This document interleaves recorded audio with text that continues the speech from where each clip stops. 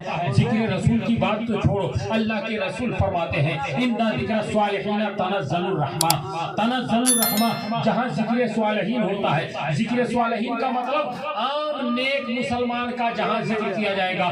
آج تو ہم امام کی برائی کرتے ہیں، مقتدی کی برائی کرتے ہیں، پیر کی برائی کرتے ہیں، فقیر کی برائی کرتے ہیں، ہر مسلمان بھائی کی برائی کرتے ہیں، باپ اپنے بیٹے کی برائی کرتا ہے، بیٹا اپنے باپ کی برائی کرتا ہے، ساس اپنے بہو کی برائی کرتی ہے، اور بہو اپنے ساس کی برائی کرتی ہے، سمدھی دوسرے سمدھی کی برائی کرتا ہے، سب لوگ کرتے ہیں، لیکن یاد رکھو اِنَّ ذِکْرَ الصَّالِحِينَ تَنَزَّلُ الرَّحْمَةُ، اپنے ساس سسر کی، اپنے دوست احباب کی میں بات نہیں کرتا، جو مومن ہو، جو نیک ہو، اگر اس کا ذکر کیا جائے تو رحمتوں کا نزول ہوتا ہے۔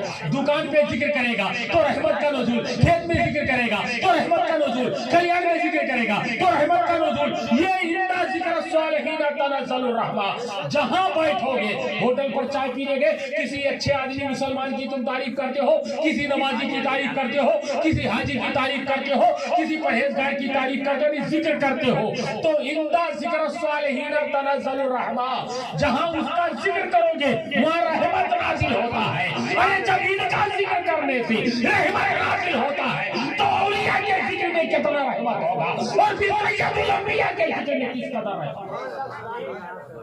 آپ سمجھتے ہیں اب میں ذکر کروں یا مجھ سے مقام نظم میں جو ذکر کیا گیا اس میں صالحین کا ذکر ہے، کوئی غوث کا نام لیتا ہے، کوئی قطب کا نام لیتا ہے، کوئی ابدال کا نام لیتا ہے، کوئی اعلیٰ حضرت کا نام لیتا ہے، کوئی شاہ بدی الدین علیہ الرحمہ کا نام لیتا ہے، کوئی اپنے پیر کا نام لیتا ہے، کوئی کسی بڑے عالم کا نام لیتا ہے، کوئی کسی مناظر کا نام لیتا ہے۔ تو یہ ہم سے اچھے تھے، اور اچھے تھے کس میں؟ علم میں اچھے تھے، عمل میں اچھے تھے، تقویٰ میں اچھے تھے، تو یہ صالحین لوگ ہیں، اور صالحین کا ذکر کرنے سے رحمت نازل ہوتا ہے۔ اب مصطفیٰ کے ذکر کرنے سے کیا ملے گا معلوم ہے؟ یہ زمین کسی کی بھی ہو، یہ جگہ کسی کی بھی ہو، کوئی قبضہ نہیں کر سکتا ہے، کوئی قبضہ نہیں کرے گا۔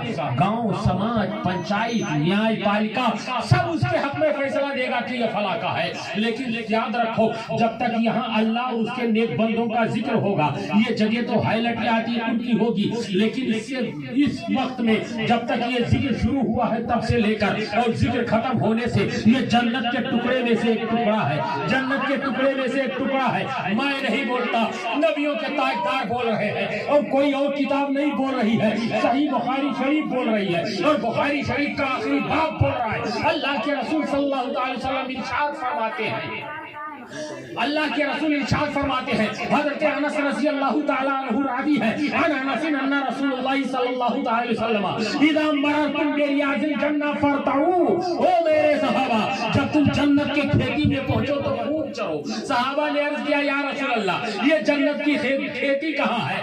آپ نے فرمایا ہے الذکر، جہاں چند لوگ بیٹھ کر نیکوں کا ذکر کریں، اللہ کا ذکر کریں، نبی کا ذکر کریں، وہ جنت کے کھیتوں میں سے ایک کھیت ہے، جنت کے باغیچے میں سے ایک باغیچہ ہے۔ تو صحابہ نے پوچھا، اللہ کے رسول فرماتے فرتعوا، خوب چرو۔ تو صحابہ نے عرض کیا رسول اللہ یہ چرنے سے کیا مراد؟ اب اور آسان کر دوں، آپ کوئی پشو پال لو، کوئی چوپایا کوئی جانور، بکری ہو یا بھینس ہو یا گوا ماتا ہو، کسی کو بھی پال لو، چاہے پیتا ہو پال لو، اور پالنے کے بعد میں آپ لے جا رہے ہو باہر، اب دونوں طرف فصل تیار ہو، اور جب وہ جا رہا ہو اس کے گلے میں رسی نہ ہو تو وہ دائیں بھی منہ مارے گا بائیں بھی منہ مارے گا، رسی کھینچ رہے ہو آ نہیں رہا ہے، ایک دو ڈنڈا مارنے پر بھی بھاگتا نہیں ہے، ادھر سے ادھر جا رہا ہے۔ ہم نے کہا کیا ہوا؟ کہنے لگے بات یہ ہے یہ نکل رہا ہے کھیت سے۔ ہم نے کہا یار تو اس کو مارو، کہنے لگے میں نے 2-3 ڈنڈی ماری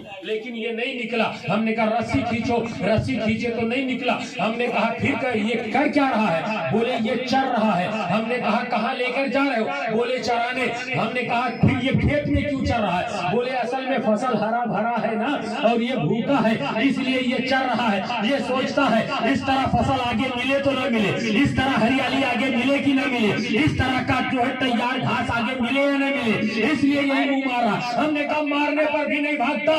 بولے بھوکا پشو جلدی بھاگتا نہیں ہے۔ ہم نے کہا اللہ کے رسول نے یہی فرمایا، ارے تم چوپائے سے بھی گئے گزرے ہو، ڈنڈیاں کھا کے بھی نہیں نکل رہا ہے، دھکے کھا کے بھی نہیں نکل رہا، رسی کھینچ کر بھی نہیں نکل رہا، اور یا تو اسی بات پر اللہ کے رسول نے فرمایا فرتعو، جب تم اس حلق الذکر میں پہنچو تو خوب چڑھو. چڑھنے سے مراد تم جانور نہیں ہو، جانور تو چڑھے گا، اور جب مسلمان آئے گا تو سنے گا، مسلمان آئے گا تو سمجھے گا، مسلمان آئے گا تو اس پر عمل کرنے کی کوشش کرے گا.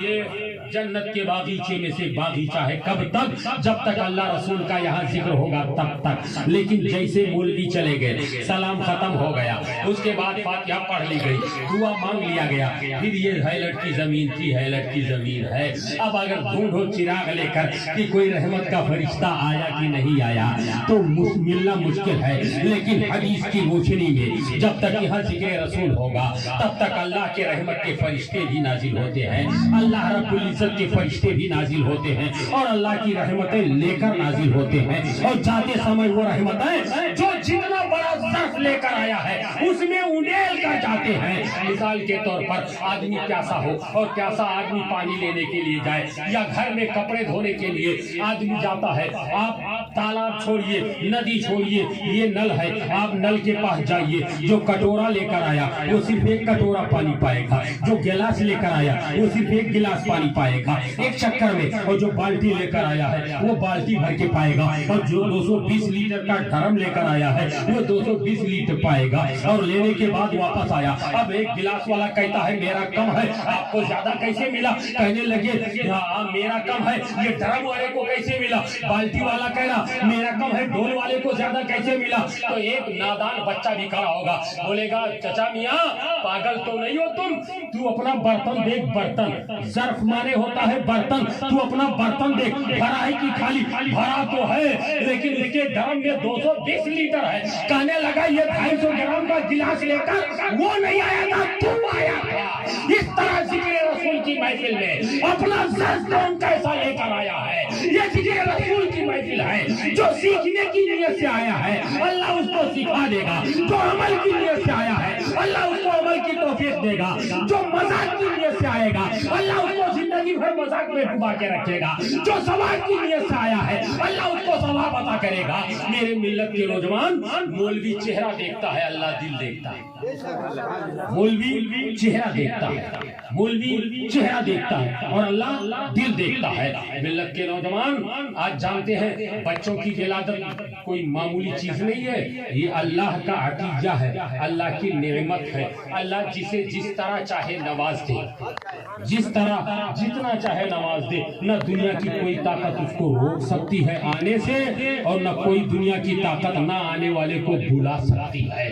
جانتے ہیں آپ حضرت ابراہیم کا زمانہ چل رہا ہے، لیکن وہ واقعہ میں پیش کر چکا ہوں. اسی مصر کی سرزمین میں جہاں فرعون تھا، وہی مصر جہاں فرعون تھا، اور وہاں کے ہر بادشاہ کو فرعون اسی لیے کہا گیا. جیسے حضرت ابراہیم علیہ السلام کا، نیند آ رہی؟ جاؤ بستر پہ سو جاؤ. جیسے حضرت ابراہیم علیہ السلام کا واقعہ ہوا، ایسے ایک آدمی کا اور واقعہ ہوا. آدمی کا نام تھا عمران، آدمی کا نام تھا عمران. اس کی ایک بیوی لڑکی، ذرا اندر نہیں، مکھی لات مارے گی سب ٹوٹ جائے گا، پھر سیٹ لگا کے گھومے گی بچپنے میں. ایک آدمی تھا، اس آدمی کی ایک بیوی تھی، اور اس بیوی کے گھر میں کوئی بچہ نہیں تھا.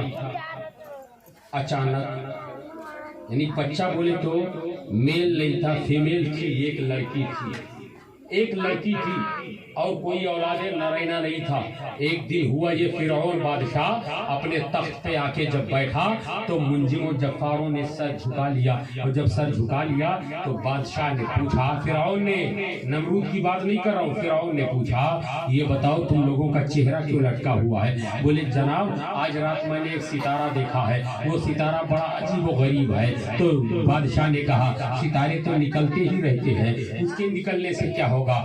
بولے وہ ویسے نہیں نکلتا ہے، جب وہ نکلتا ہے تو کائنات میں کا کایا پلٹ ہو جاتا ہے، کائنات میں نئی چیز آ جاتی ہے. بولے اس کا مطلب کیا ہوا؟ بولے وہ بچہ جب آئے، وہ تارا جب نکلتا ہے تو دھرتی پر ایک ایسا بچہ جنم لیتا ہے جو سلطنت پلٹ دیتا ہے، جو تخت پلٹ دیتا ہے، وہ بادشاہ کو اتار کر کسی اور کے حوالے کر دیتا ہے. ہم نے کہا اچھا، ایک ستارے میں یہ تاثیر کہ اس ستارے کے طلوع ہونے پر جو بچہ پیدا ہوگا یہ اتارنا بٹھانا اللہ کا کام ہے، لیکن اللہ نے بچے کے ہاتھ میں پاور دی ہے کہ جب وہ آئے گا وہی رہے گا، اور جب تک وہ نہیں آتا ہے تب تک یہ راج کرے گا۔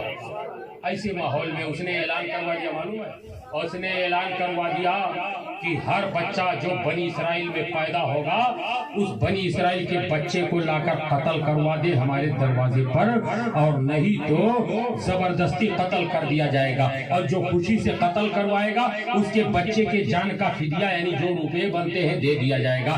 سب مائیں اپنے بچوں کو کٹوا رہی تھی بادشاہ کے ڈر سے۔ ایسے ماحول میں خلاق کائنات نے، میں نے کس پر کہا؟ میں نے اس بات پر کہا ہے اللہ ہزاروں کو دیتا ہے، اور جس کو دینا چاہتا ہے کوئی روک نہیں پاتا ہے، اور جس کو نہیں دینا چاہتا کوئی اوپر سے بلا بھی نہیں سکتا ہے۔